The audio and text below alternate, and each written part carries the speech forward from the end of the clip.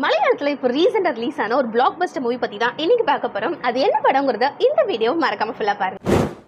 இன்னைக்கு பார்க்கக்கூடிய படம் வந்து தொடரும் அப்படிங்கிற ஒரு படம் தான்.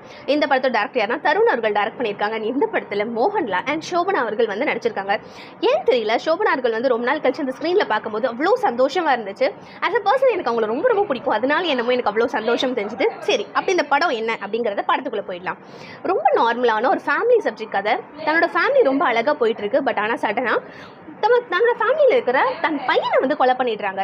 ஆனால் தன் பையனை தன் கண் முன்னாடி கொலை பண்ணுறாங்க. அது ஏன் பண்ணுறாங்க, எதுக்கு பண்ணுறாங்க அப்படின்னு சொல்லக்கூடிய படம் தான் இந்த படத்தோட முழுக்கையான கதை. அதே மாதிரி இந்த படத்தில் ஒருத்தருக்கு கார் மேலே இவ்வளோ அன்பு இருக்குமா, இவ்வளோ அன்பு காட்டுவாங்களா, இவ்வளோ அக்கறையாக பார்த்துப்பாங்களா அப்படின்னு இந்த படத்தை பார்த்து எனக்கு அதிக விதமாக தோணுச்சு. அண்ட் ரொம்ப அழகாக, ரொம்ப நீட்டாக அழகாக எடுத்திருந்தாங்க.